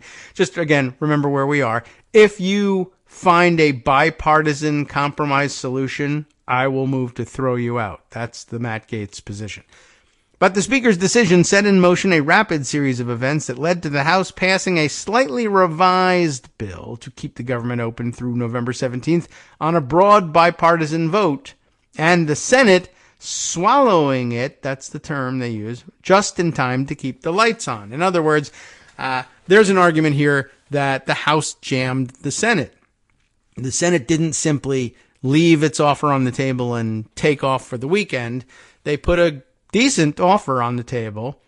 McCarthy said, I'll take all but this. This I'm going to change, and handed it back. Now, the House tries to do that all the time, and the Senate just usually says, I understand what you're getting at. I hear you. I understand your concern. That's a nice change. Ordinarily, we might even consider it, but we're not here to vote on it. If you change this bill, the government will shut down. That's what the Senate usually does to jam the House. And I don't know whether they knew that McCarthy needed more wiggle room than speakers usually do and waited around for that reason, or whether they had this change in mind or what. But they allowed themselves to be jammed right back, even though they probably knew it was coming. They probably knew exactly what would happen and what the provision would be and how quickly it would happen, so they stuck around to deal with it. So they kind of invited the jamming, I guess. Anyway, if somebody wants to make a motion against me, bring it, McCarthy told reporters moments after the House passed the bill. There has to be an adult in the room. And I guess at that point they went around looking for such an adult. The piece at this point, by the way, is illustrated with a photo of McCarthy after meeting with the House Minority Leader. It says, Speaker of the House, Kevin McCarthy, after meeting with House Minority Leader Hakeem Jeffries on Saturday. Now, he's being followed, I guess, out of the room by his leadership team, and I guess clapped down the corridor by some other members of his leadership team. We'll come back to that because it's a different angle of a shot that made some news over the weekend all by itself. We'll see if we can get back to it. Anyway, the gamble paid off after some angst and political machinations when 209 Democrats joined 126 Republicans to pass the bill. And that's why it was so ridiculous for him to tell the Sunday news host, Democrats did everything they could to try to stop this bill. Well, 209 Democrats voted for it and only 126 Republicans did. So Democrats passed this bill. Just one Democrat, Mike Quigley of Illinois, voted no, and Democrats were quick to claim victory. Time and time again. Time and time again, in fact. House Democrats have had to come to the rescue and push back against the extremists. House Minority Leader Hakeem Jeffries of New York told reporters, when we read the four corners of the agreement, it was clear to us that this spending bill was a complete and total victory for the American people and a total defeat for the extreme MAGA Republicans. In the meantime, there were a couple of key moments that paved the way for the dramatic turnaround that prevented a shutdown that had been seen for weeks as inevitable. First, House Democrats come around. Democrats initially blasted the last-minute legislation, saying they were blindsided by McCarthy holding an immediate vote on a 71-page bill they hadn't read.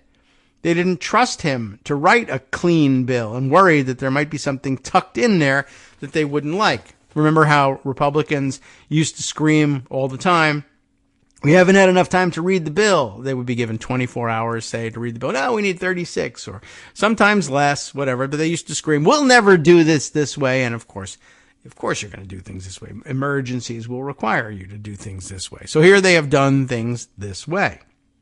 But Democrats have a good point. What if they stuck something really odious in there and figured we'd never have enough time to read 71 pages and find it and identify it and figure out what it means before being fooled into voting for it? So they went looking. Some circulated a one-pager bashing it, this new 71-page bill. Jeffries used his magic minute, a House rule, more or less, that allows the leader of each party to speak on the floor for as long as they want. And he was yielded, I don't know how long they actually yielded him time-wise, but sometimes it is just a minute, and it's practice more so than I think a rule. I don't know if it's really a rule per se, but when the House leadership, either the Speaker of the House or the minority leader, sometimes the majority leader in place of the Speaker, wants to speak on the legislation, they often, if they're the last speaker, essentially, for their side before the vote, they will give them as much time as they want. Well, he went on for 52 minutes instead of the 1 minute or so that he was expected to speak. And the idea was to give people a chance to scan through this 71-page bill that McCarthy had just dumped on them and see if there was anything to be worried about or there was any reason not to get on board and pass this thing. We asked for 90 minutes to simply read the bill. Think about how absurd it is that the Republicans made a big deal of the 72-hour rule before you vote on bills. And then they literally dropped this bill within a few minutes to read it, said Representative Ted Lieu of California, grousing after a Democratic meeting. Completely hypocritical. Well, yes, absolutely. No doubt about it. That's kind of the way they operate. That's just reality. Hi, I'm Scott Anderson, the guy that writes the daily summary for this show, Kagro in the Morning. Thank you to everyone that supports this show. Many of you send donations through PayPal, Patreon, Square Cash, Radio Public, and so on. Some of you write your own essays and send them in, or read articles with your own commentary. We appreciate it. Now, some of you are listening to this and thinking, I'd like to help, but isn't there something I could do that wouldn't require money or effort? Why, yes, there is. You can just like us. On Daily Kos, they call it the recommend button. YouTube has a thumbs up. There are hearts and likes and love buttons. Tap our love button. Tap our love button every day. Share our shows and summaries on Facebook and Twitter, YouTube and iTunes, Stitcher and Amazon. Most of these places allow you to write a review, so a sentence or two would be great. Recommend us to social media, or tell your friends to listen to the show. You aren't just helping us, you're helping them find their new favorite thing to listen to. You could change the world. So thank you in advance from me and everybody else in the world.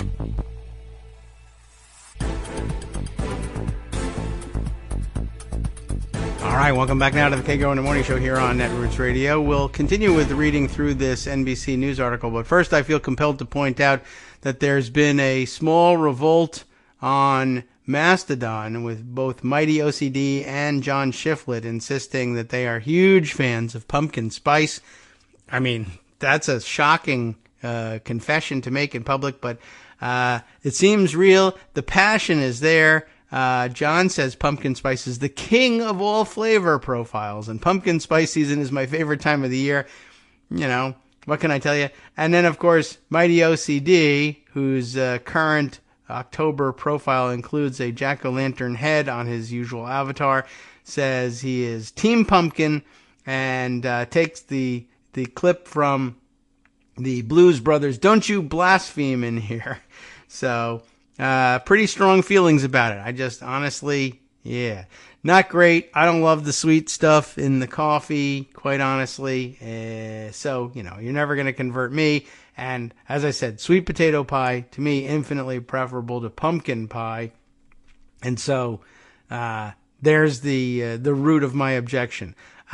Ricky, herself a Canadian, Ricky the Canuckistani, as you may have guessed, Canadian, and asks this question. So this bill keeps the government going until November 17th. What happens then? That's question one. There's no other actual question here. The second one is more of a comment than a question. What happens then? Same thing.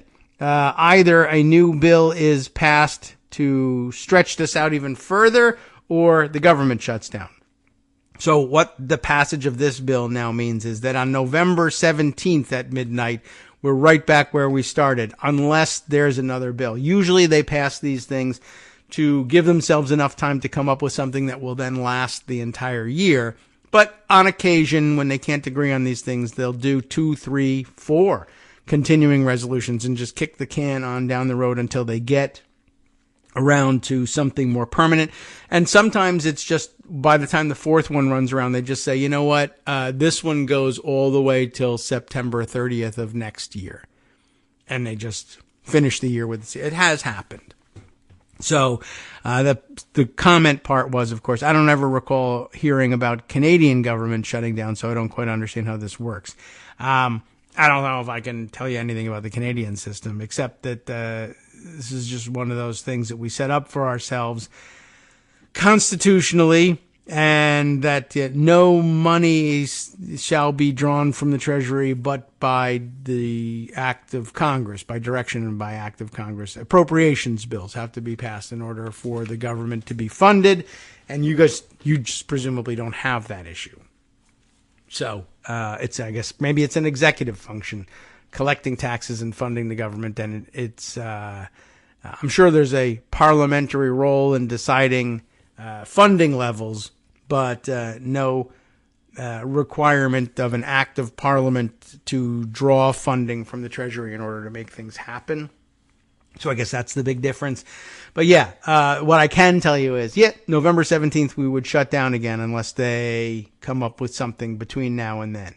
So that's the answer. We just do this all over again. All right, now back to what we just did, so that you can see what might happen all over again on November 17th. So we were reading NBC News, where Hakeem Jeffries stretched out his speech to Congress on the floor in consideration of this bill to a 52-minute stem winder to give Democrats a chance to actually read the thing before deciding how to vote on it. Now, behind the scenes, some Democrats in the influential New York delegation weren't happy with McCarthy's tactics and knew they were trapped. Their state had just been pummeled by storms, and a vote against the bill would also then be a vote against the flood insurance provisions in it, one aide said. So they wanted to have he left the disaster relief in the bill in order to entice Democrats to go along with it, even though he would be disappointing them or even angering them by removing Ukraine support. But they would say, maybe we can negotiate to get that back, but for right now, we need disaster relief here in the United States. So, in the middle of Democrats attempting to buy time to review the legislation, a fire alarm went off. That's a passive voice telling of things, but they go on to explain. And one of the House office buildings had to be evacuated. There was no fire, just Representative Jamal Bowman, Democrat of New York, who later said he was, quote, embarrassed to admit that I activated the fire alarm, mistakenly thinking it would open the door. There's a little bit more explanation to that, and apparently he was trying to the story was he was trying to get somewhere quickly, and that there was an emergency fire door in his way that was closed, and he thought if he activated the alarm, the emergency exit door would open and he would be able to take a shortcut to get where he wanted to get. Not great. But whether or not you believe that excuse, not everybody does. Some people just thought, he pulled the fire alarm in order to create a diversion that would, cost them some more time. Well, members can't get to the floor because there's been a fire alarm activated in one of the office buildings, so the fire department has to come and make sure everybody's safe, and so we're going to have to stretch this vote out, which would give them more time to read the bill, et cetera, et cetera. That was the accusation. Of course, Republicans are now calling for Jamal Bowman's expulsion from Congress because he did this thing, which is against the rules and a big no-no and yada, yada. And they were very clever, I thought, in saying, well, now, this is obstructing an official proceeding of Congress. And for all you people who wanted people to go to jail for obstructing an official proceeding on January 6, 2021, clearly, you should be logically consistent and want people to go to jail for obstructing official business of Congress right here on, September 30th, 2023.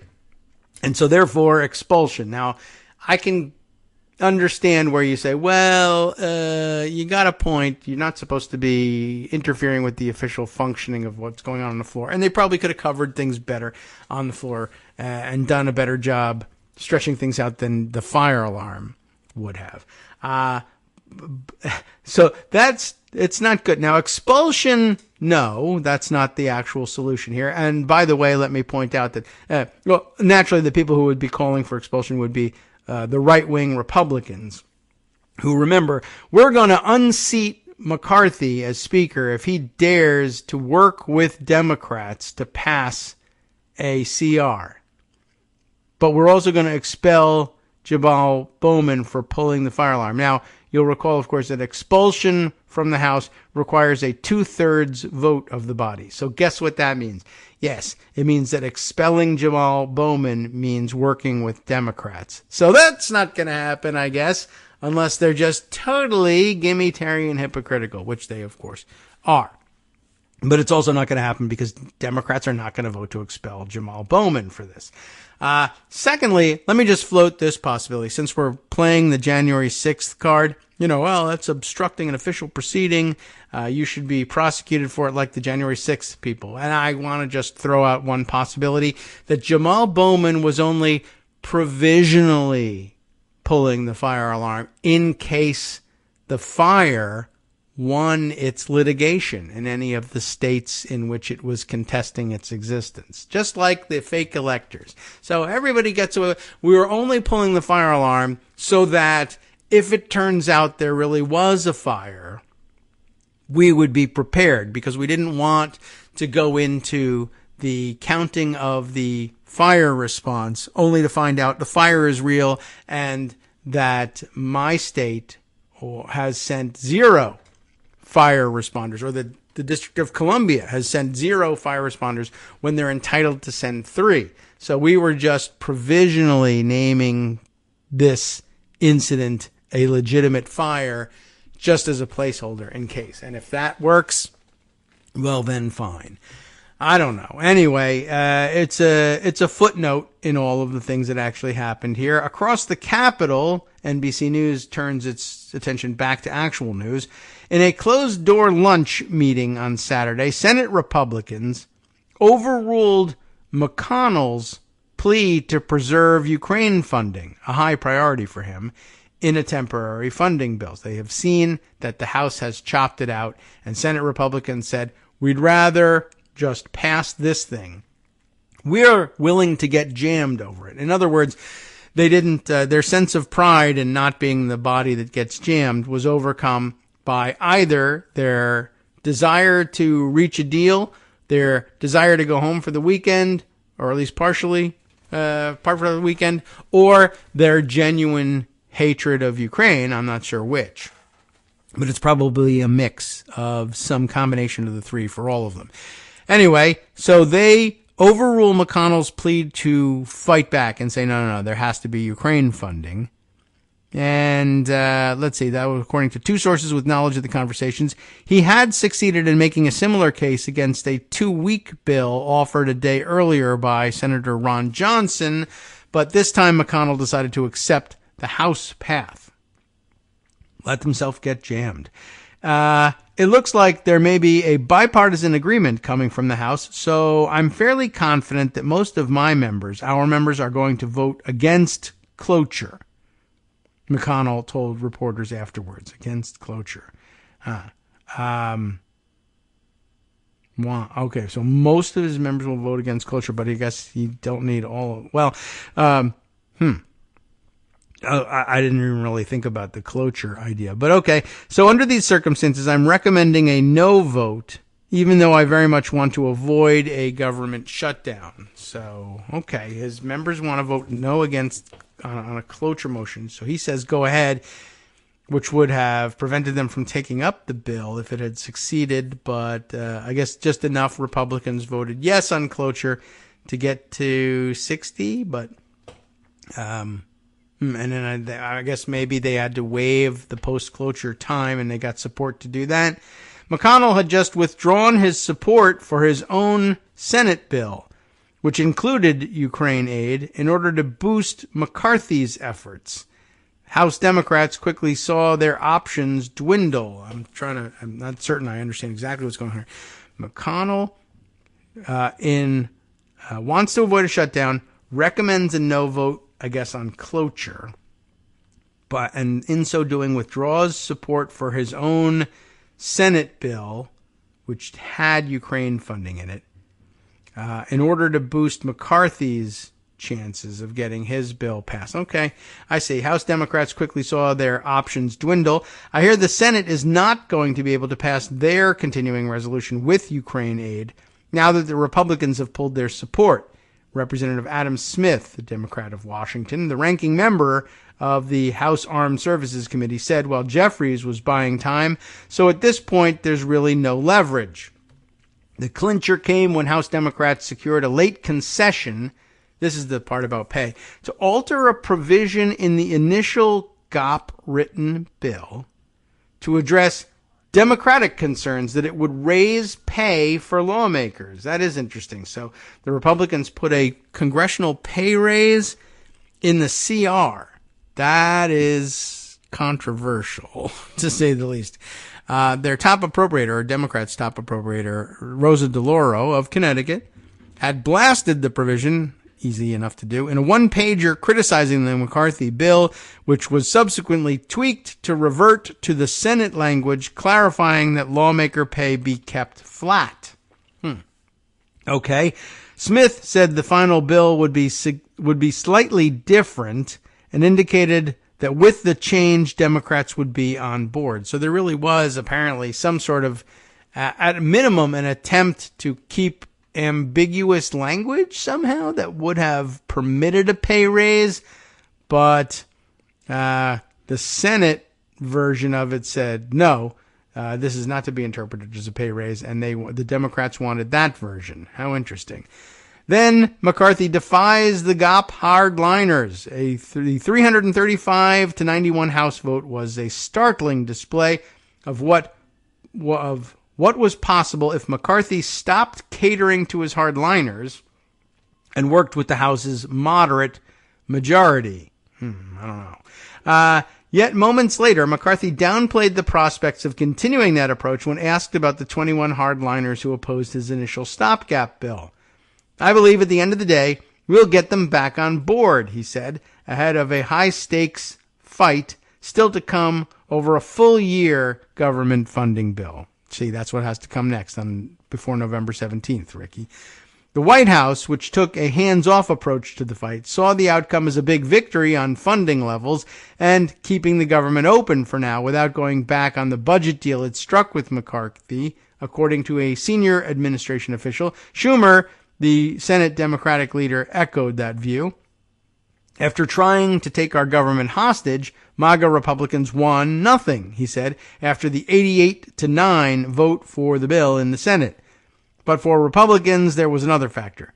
Donald Trump, who days ago had instructed Republicans to, all caps, shut it down if they didn't get everything they demanded from Democrats. Trump, however, told some conservative members privately that ultimately they could do whatever they had to do. A source familiar with the conversation said that. Ultimately, I don't know what I'm talking about. Do what you have to do. Trump campaign spokesman Steve Chung denied that account, saying the source was wrong. Meanwhile, McCarthy was also facing pressure from members in swing districts who were flirting with partnering with Democrats to force a vote on a temporary funding bill in what would have been a rare and embarrassing defiance of their speaker. That would have been, of course, the defeat of the previous question motion on the rule that we had been discussing.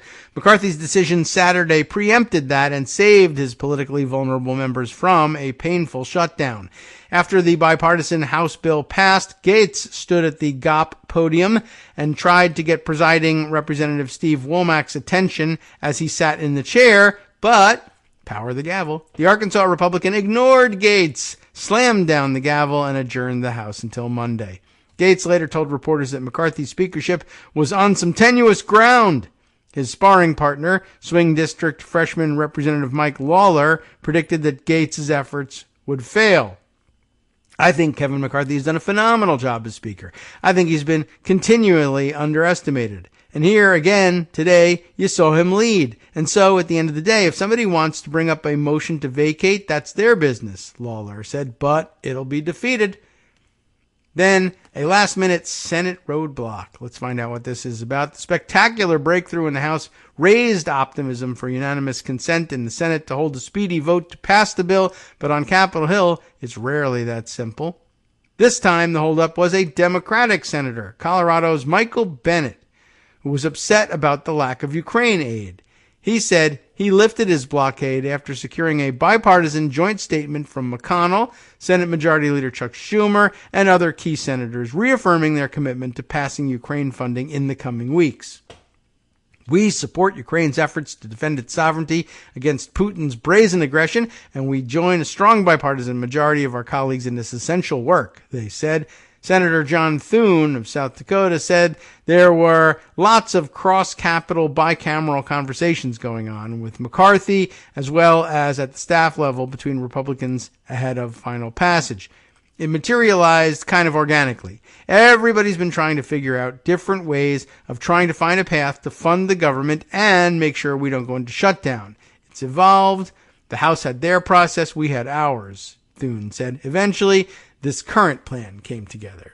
Well, thanks. Thanks for the information.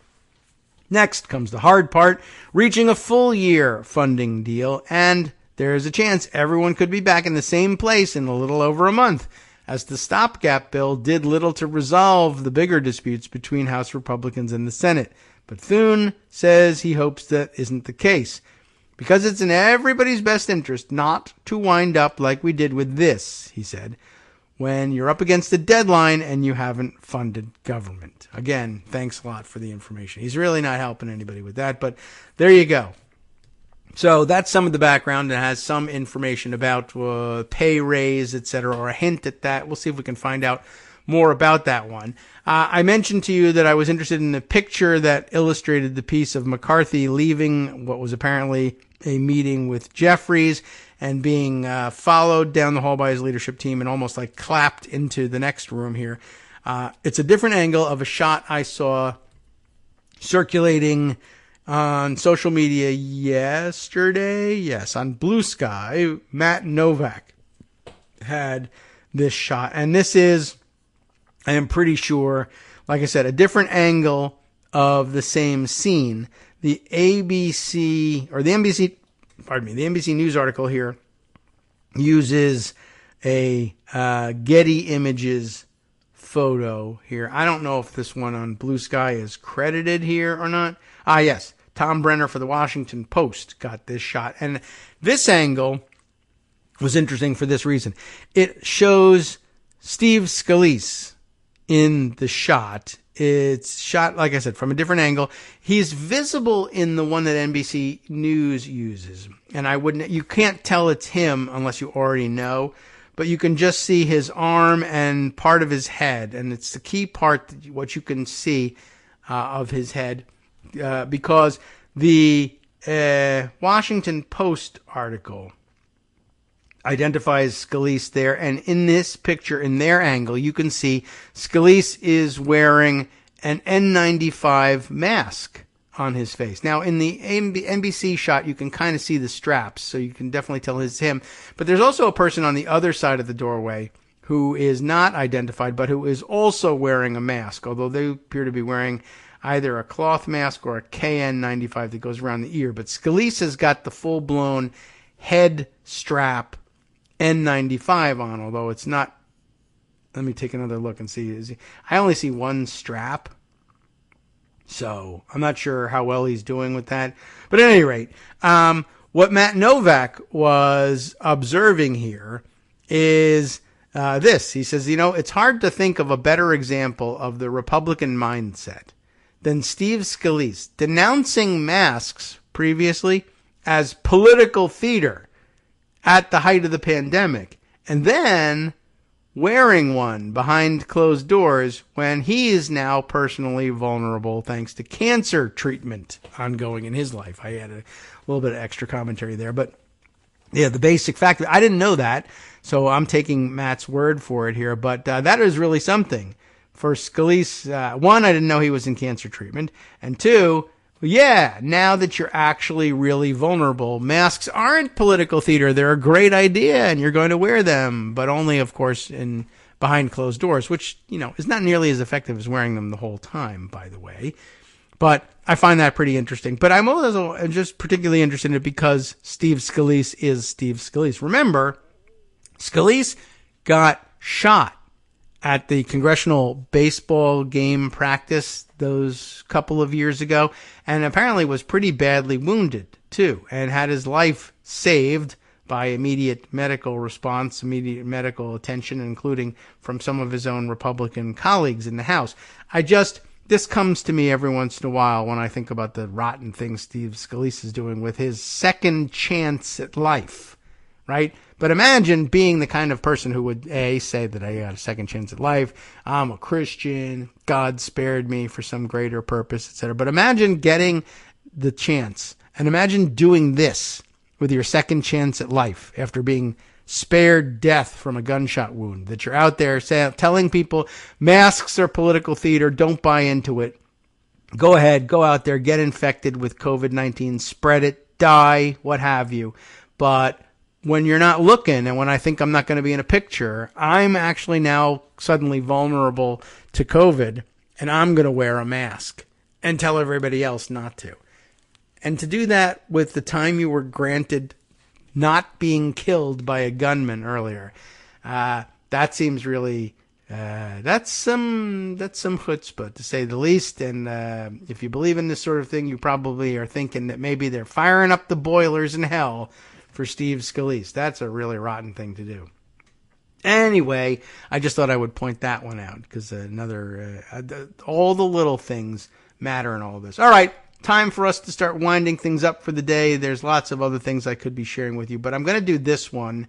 Why? Because it was shared with me, but it was shared with me by two people. We have two things that listeners forwarded. One we'll have to wait on, but I appreciate the contribution from Matthew Rigdon, who sent me this very interesting article that we'll have to just share tomorrow, but comes from the Fort Worth Star-Telegram. But we'll put that one on hold for now and instead share this one article sent by two different listeners. Both Rosalind McGregor sent this piece from The Guardian, and it is also recommended in the morning Mastodon Toots from John Shiflett. Both think this is a fascinating thing, and I have to agree. Let's see what we can get in before we break for the day. Red Caesarism is a right-wing code, apparently, that we don't know anything about. And some Republicans are listening. Jason Wilson reports for The Guardian. I don't know whether this has anything to do with the past week or so that for some reason they've been Republican have been weirdos, MAGA types have been insisting that alpha males, real alpha males, spend all their time thinking about the Roman Empire, and I'm not certain how that's supposed to be a thing, but I don't know whether it's connected to this, but let's see. The argument for a red Caesar, in quotes here, to rule the U.S. may seem esoteric, and it does, but conservative think tanks behind the idea, or a conservative think tank behind the idea, has connections to Trump. So let's see what the hell's going on here. In June, right-wing academic Kevin Slack published a book-length polemic claiming that ideas that had emerged from what he called the radical left were now so dominant that the U.S. Republic and its founders envisioned, the U.S. Republic, its founders envisioned, was effectively at an end. Okay. Well, we ruined that one. Slack, a politics professor at the conservative Hillsdale College in Michigan, there's the connection for Rosalind, made conspiratorial and extreme arguments now common on the anti-democratic right that transgenderism, anti-white racism, censorship, cronyism are now the policies of an entire cosmopolitan class that includes much of the entrenched bureaucracy, the military, the media, and government-sponsored corporations. In a discussion of possible responses to this conspiracy theory, he wrote that the new right now often discusses a red Caesar, by which it means a leader whose post-constitutional rule will restore the strength of his people. It's actually probably an orange Caesar, in all likelihood. For the last 3 years, parts of the American right have advocated a theory called Caesarism as an authoritarian solution to the claimed collapse of the U.S. Republic in conference rooms, podcasts, and house organs of the extreme right, especially those associated with the Claremont Institute think tank. Now we know which one it is. Yes, it's John Eastman's home base, and surprising and shocking, except we've already heard that name called quite a bit. All right. Though on the surface this discussion might seem esoteric, experts who track extremism in the U.S. say that due to their influence on the Republican Party, the right-wing intellectuals who espouse these ideas about the attractions of autocracy present a profound threat to American democracy. And I think they may be right. Their calls for a red Caesar are now only growing louder as Donald Trump, the orange Caesar they actually have in mind, whose supporters attempted to violently halt the election of Joe Biden in 2020, let's not leave that out, right, has assumed front-runner status in the 2024 Republican nomination race. Trump, who also faces multiple criminal indictments, has spoken openly of attacking the free press in the U.S. and having little regard for American constitutional norms should he win the White House again. He had very little when he won the first time. The idea that the U.S. might be redeemed by a Caesar, an authoritarian right-wing leader, was first broached explicitly by Michael Anton, a Claremont senior fellow and Trump presidential advisor. Anton had been an influential right-wing intellectual since 2016, penning the Flight 93 election, a right-wing essay in which he told conservatives who were squeamish about Trump, "Charge the cockpit or you die," referencing one of the hijacked flights of 9/11. It would ordinarily be unseemly for anyone else to do it, but I guess right-wing figures get to do whatever the hell they want. We'll never finish this entire article, but the fact that it was recommended by the two of you speaks very highly of it. It sounds kind of fascinating. I wanted to at least sneak in there that this was a thing, and we should expect to hear more about it from right-wing lunatics. Especially now to also watch out for the name of Michael Anton, to think more about the dangers of the Claremont Institute. Okay, time now for me to hand things over to Justice Putnam for the West Coast Cookbook and Speakeasy. Maybe he knows about Red Caesarism and wants to take it up on his show. From networksradio.com. I would. You have been listening to Kagro in the Morning with David Waldman. But he's got something else in mind. Something related, though, as he kicks off saying, Donald Trump has shown a lifelong pattern of disrespect for America's most cherished institutions and practices. So I guess it wouldn't be surprising that he would do so now, too. But I wonder whether it's about doing this long-term for the United States or just short-term in the courtroom over the next coming weeks. Stay tuned to find out.